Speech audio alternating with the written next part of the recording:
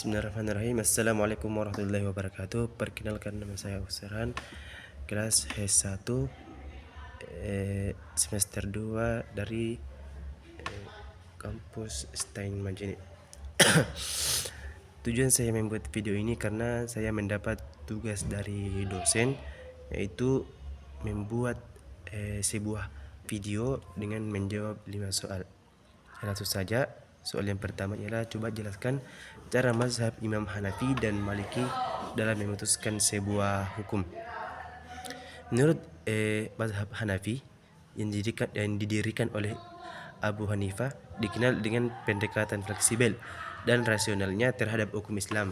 Metode yang digunakan itu termasuk Al-Quran, yaitu sumber utama hukum, kemudian hadis, yaitu namun hanya hadis yang sangat terpercaya yang diterima, kemudian ijma, kesepakatan para ulama, kemudian kias, analogis rasional untuk menerapkan hukum pada situasi baru, kemudian istihsan, pilihan hukum yang lebih bermanfaat meskipun berbeda dari kias, kemudian urf, tradisi lokal selama tidak bertentangan dengan syariah.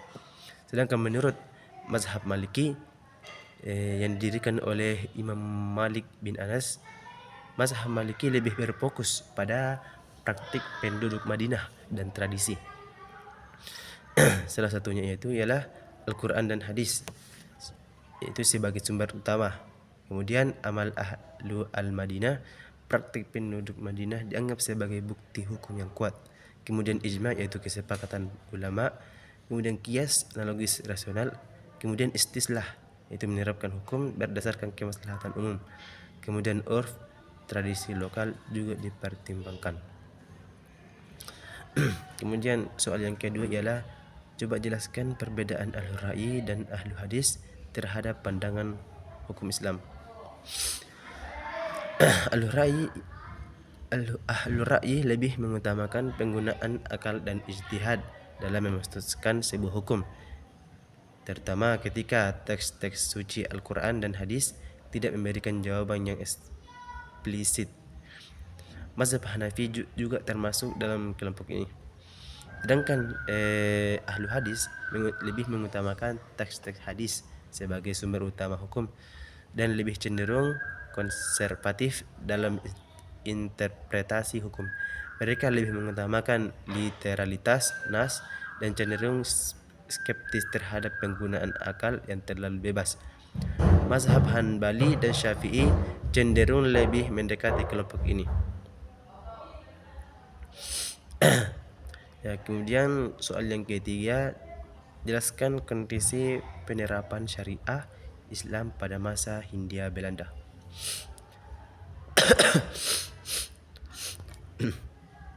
Pada masa kolonial Belanda, syariah Islam di Hindia Belanda mengalami berbagai pembatasan.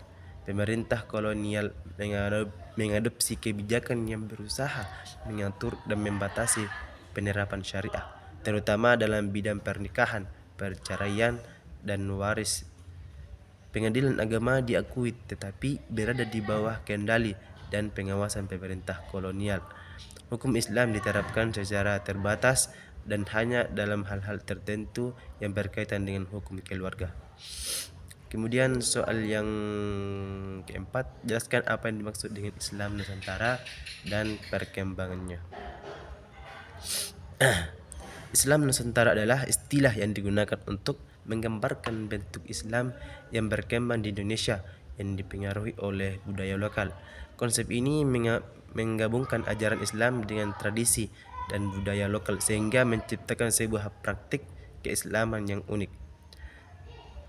Perkembangannya yaitu Islam Nusantara lebih berkembang selama berabad-abad melalui proses akulturasi dan integrasi dengan kebudayaan lokal.